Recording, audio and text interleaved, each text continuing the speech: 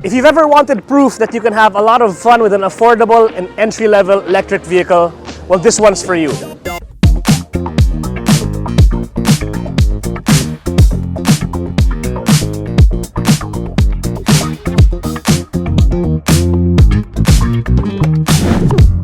Welcome to the garage on Ridebuyph. So we are here today in Deparo, Caloocan for the inaugural Gymkhana Pilipinas match. So we are going to be racing in a Gymkhana competition with this, the JMEV EV2. So the JMEV EV2 is JMC's all-electric entry-level accessible hatchback. And it is under the JMEV brand, which is JMC or Jiangling Motor Corporation's electric vehicle spin-off. So as you can see, kita-kita natin dito yung JMEV EV2 is a very compact and very small everyday hatchback. Pure electric. It has a front-mounted electric motor which produces 35 kilowatts, that's around 40 horsepower, and 85 Newton-meters of torque.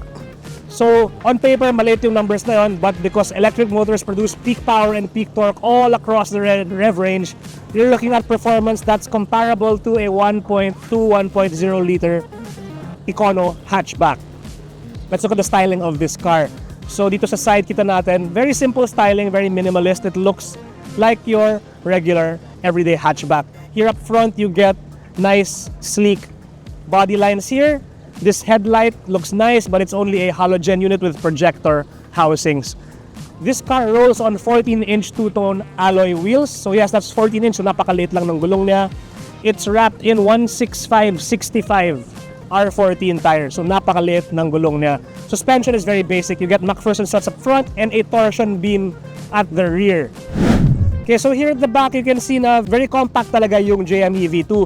So, this glass hatch here, it kind of reminds me of the first generation Honda Brio. So, itong hatch na to, this whole thing just opens and it's just solid glass lang siya. And there's no access to open it here from the back. You have to open it from the front, parang siyang trunk release ng sedan. But other than that, you do get a backup camera, you get backup sensor, so napakadali niyang i-park. Napakadali niya i-drive around the city, and because we are here in Gymkhana Pilipinas, this is the perfect platform for us to have a lot of fun on this tight and technical circuit. Now, talking about Gymkhana Pilipinas, what exactly is Gymkhana Pilipinas? So it is sort of like a, as the name suggests, a Gymkhana competition wherein a track is laid out here in this open parking space in a very technical manner. So that it's not really a race against other cars, but rather a race against the clock. So here, in this inaugural round of the Gymkhana Pilipinas, we are joining two categories. The EV class. So the EV class includes cars like this, pure electric vehicles as well as hybrids. And apart from the EV class, we're also joining the best bakal, which is essentially another word for the open class. The sessions consist of 2 timed runs per class, and you get unlimited practice runs as well. Okay, before we continue, I'd just like to ask you guys for a favor. If you would like, comment, and subscribe to our YouTube channel, it would mean a lot. As you can see, the weather isn't the best today. And here we are committed to bring you the very best motoring content available. So that being said, let's take a look inside the JMEV EV2.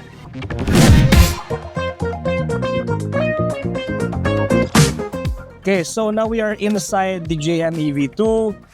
And let's start up.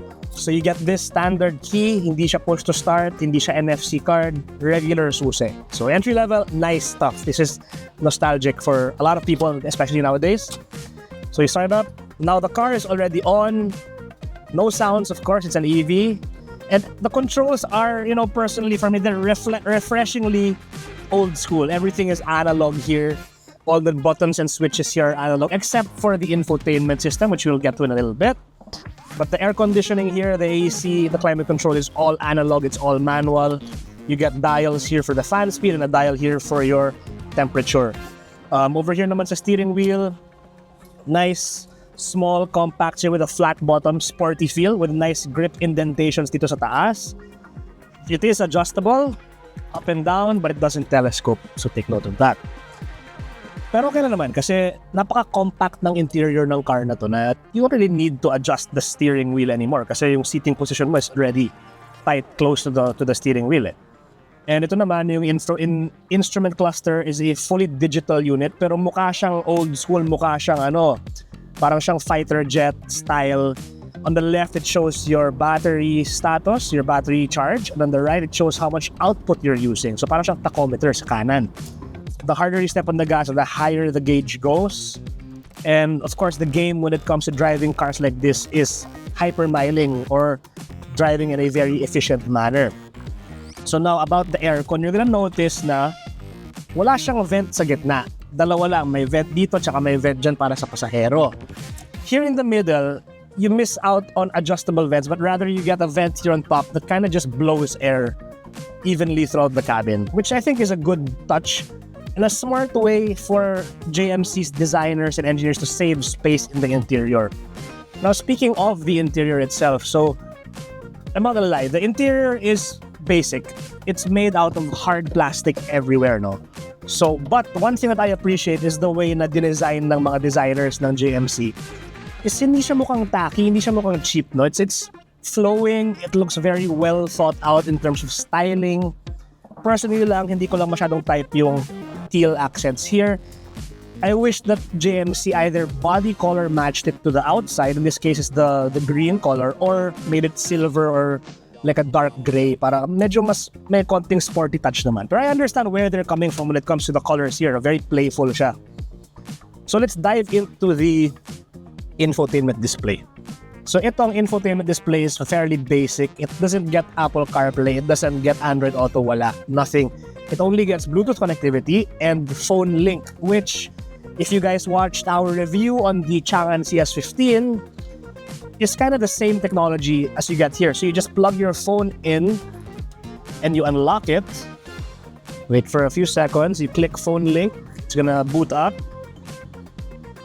And then you will see here that yung laman ng phone mo is naka-mirror lang siya sa screen. So ano ba mag-waze tayo? Yan. So ganyan na siya. So technically, you kind of have a phone mirroring thing. However, you always have to keep your phone unlocked. Tas hindi mo siya pwedeng let's say sa Waze, no? Hindi mo siya pwedeng i-portrait. Pag pinortrait mode mo siya, magiging weird, sayang yung space ng screen. However, one thing I like about this car, no? Ang galing ng pag-iisip ng JMC in designing the interior, may slot dito sa taas. Oh. You can put your phone here. So you can either connect your phone via Bluetooth to the infotainment system and listen to music and look at this as your Waze. Or you can just leave your phone here para dalawa yung display mo. Very smart. So kudos to JMC for thinking of such a simple yet effective hack when it comes to, to put your phone. Kasi like, I'm sure a lot of you guys also, saan ba ilalagay yung phone? So ito, walang wireless charger, wala siyang port, wala siyang pockets. So yeah, this is the best place to put it. Right there. Easy to access and it doesn't distract you. Parang siyang heads-up display as you're driving along. So what else can we talk about with the interior? Okay, let's talk about the drive selector. So itong drive selector sa gitna, so you don't get a standard gear stick, but rather you get this wheel thing here. So simply just tap on the brake and then you get reverse, neutral, drive, and E is eco mode, I believe. So based on my testing, when you put it on eco mode, hindi ka pwede lumampas ng 60 kilometers per hour. So the car tops out at 60 on eco mode. Pero dito on drive mode naman, I was able to drive it on the highway. Umabot naman siya ng mga 100, although sagad na yung, that's almost close to its threshold when it comes to speed. And of course, you don't really want to drive this car fast kasi sobrang liit niya. Tapos yung gulong niya 14 inches lang, guys. So very small proportions, very compact dimensions. Really a city car. When it comes to parking this car, you'll notice walang P sa drive selector. Just reverse, neutral, drive, and eco. Ang trick dyan, I think you just put it on neutral and you just pull up the handbrake, which is still a mechanical e-brake, and you just turn it off. Okay, so now driving this car on the highway, kaya na mag 100, 105. Na-try ko siya sa expressway kahapon. Although it doesn't really feel happy doing it, no? Because of course, it's a small car, it's very compact. It's a city car with 14-inch wheels, guys. So medyo maliit talaga yung dimensions niya. Not designed for long highway stints. And of course, the battery is testament to this kasi medyo maliit talaga yung baterya niya. It only gives you 200 kilometers of range on a full charge. And that's just the brochure. Ha? Sa totoong buhay, you're gonna be climbing up hills, you're gonna be overtaking, you're gonna be wanting to have some fun when you're driving. So you're looking at 150, 170 kilometers of range, realistically. Not bad, again, kasi I've charged this car several times already. napakadali. It's literally as easy as charging your phone, guys. Meron siyang built-in charger under the hood, and meron kang connector. Isasaksak mo lang siya sa household outlet mo. And you're good for, like, let's say maybe 6 hours if you're really low bat. 6 hours to 8 hours. Pero ako, I have never driven this thing past 50%. 2 hours, full charge na. Good to go. But it is important to note, as I mentioned earlier in the intro, hindi siya compatible with your usual Type 2 charger. It comes with the proprietary plug for this car, and I think it's an older Chinese plug standard so hindi siya compatible sa mga charging stations in the malls and in gas stations. So passenger accommodations here, you don't really get a lot of storage. Ito lang for your RFID cards. You get a nice USB port here for the phone mirroring. You get one cup holder dito, although it's only enough to hold this small flask, yung mga mas malalaking flasks. Hindi siya kakasya. Dito sa door card sa sides, meron din siyang pockets, pero oddly shaped, not really designed to hold cups, maybe just to hold a wallet, a phone, maybe other things. Ito naman sa passenger side, you get a glove box na sobrang liit na kahit tablet di ata kakasya dito. Pero your papers will fit here, your wallet, your sunglasses will fit here. So, all things considered, given how small this car is, it was very well thought out, yung interior, how to maximize what little space you've got.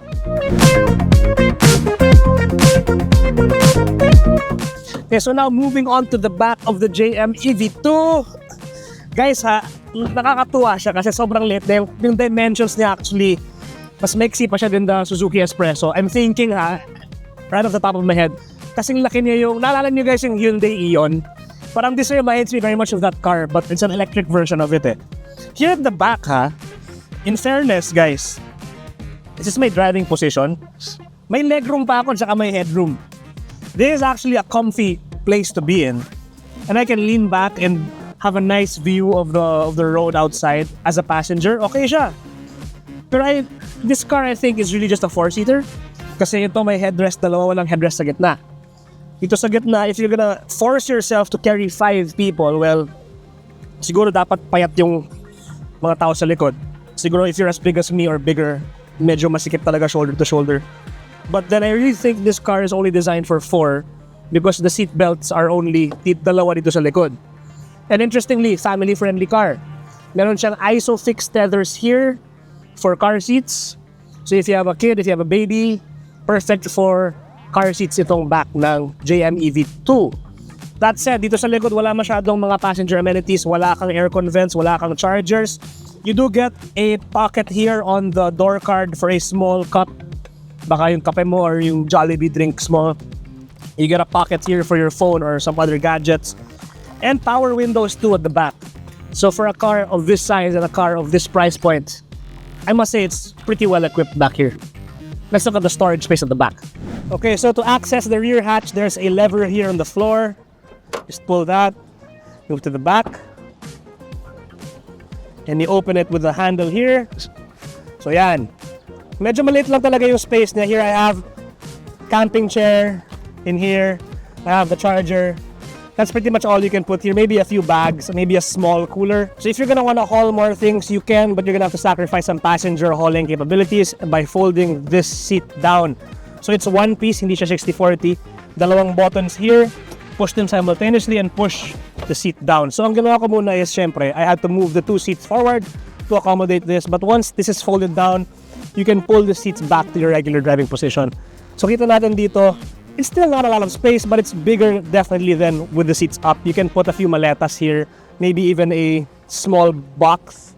I don't think you can fit a balikbayan box because of how small this opening is here. But you can probably carry a lot of things here in the back. And that's particularly useful pag dalawa lang kayo or ikaw lang mag-isa nag-drive.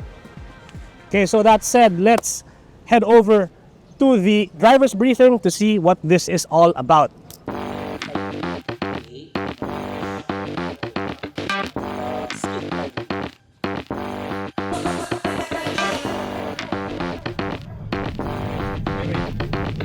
Three, two, one, go!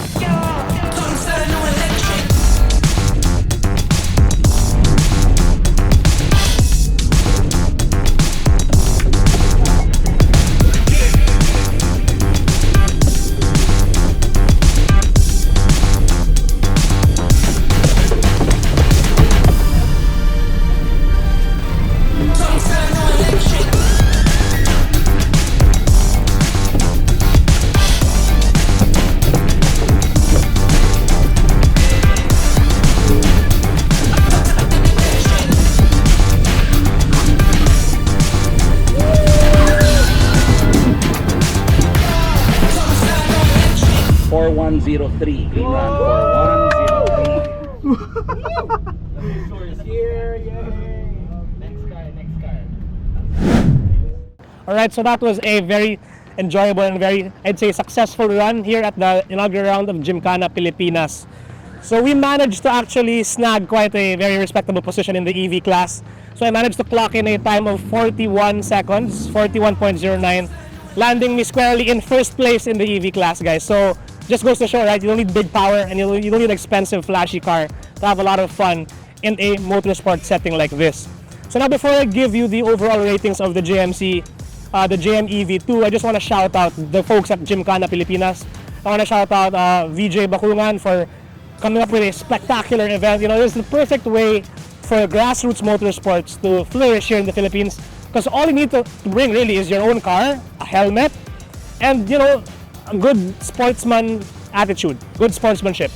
Because, you know, literally just run what you bring and have a good time with whatever car you can get your hands on. So now let's talk about the overall ratings of the JMEV EV2. Let's start with performance. So performance-wise, this car has an electric motor with 35 kilowatts, that's around 40 horsepower, and 85 newton meters of torque. That's nothing compared to some of the other cars out there, but this car holds its own, both on the road and here in an entry-level motorsport setting. And for that, I'm gonna give this car an 8.5 out of 10 when it comes to performance. So now handling. So itong super technical circuit dito sa Gymkhana Pilipinas. So this car handled it like a dream. It scored the first place in the EV class. So it just goes to show how nimble and how much fun you can have on a car this small. So handling, McPherson struts up front, torsion beam, super simple, no frills, 9 out of 10 for handling. Styling. Look at this car, you look at it, it might not be worth a second glance, and that's actually the point. You drive this car to be practical, to save money, and to be efficient. And styling is just secondary when it comes to this, but it still looks pretty good, all things considered. You get sporty lines, you get 14-inch alloy wheels with two-tone finish, you get a two-tone bumper over here, and some other nice styling points. So you can't really fault it. Give it an 8 out of 10 for styling. Value for money. So it is what you've all been waiting for. At the start of the video, I said that you can have fun in an entry-level and affordable EV. And by affordable, I mean 668,000 pesos, guys. So this is one of the most affordable 5-door electric vehicles you can buy on the market here in the Philippines. And simply because of how accessible it makes electric mobility to the masses, I'm gonna give it a 9.5 out of 10 when it comes to value. Okay, so the utility-wise, we're looking at a very compact hatchback. This isn't bigger than an Espresso. This is shorter, but wider. Shorter and mas pandak siya, and a little bit wider than an Espresso. So I think it's about the same size as a Hyundai Eon, so you can't really expect a lot when it comes to utility. You can fold down the rear seats flat. You can put a golf bag, maybe a small balikbayan box in your maleta, but nothing else. That said, it is a small car. There's nothing we can do about it. So utility-wise, I'll give it an 8 out of 10. So now for the overall rating. So I think JMEV, which is JMC's EV subsidiary, really did a good job in packaging an entry-level electric vehicle for the Philippine market. It's accessible, it's fun to drive, as we've proven here in Gymkhana Pilipinas. It's affordable to run, easy to charge. Despite it not being compatible with CCS2, you can just plug it at home with any household socket and you're good to go in around 5 to 6 hours. So overall rating for this car, for me, it's a solid 9 out of 10. Simply because of how accessible and how much fun you can have in a car like this. So there you have it, guys. I hope you had fun with me here today at the Gymkhana Pilipinas, and I hope you learned a thing or two about how much fun EVs can actually be. So yeah, like, comment, share, and subscribe. Stay tuned to the Garage and Ridebuyph for the full written review of this car, as well as the write-up of Gymkhana Pilipinas inaugural racing round. Thanks for watching and see you next time.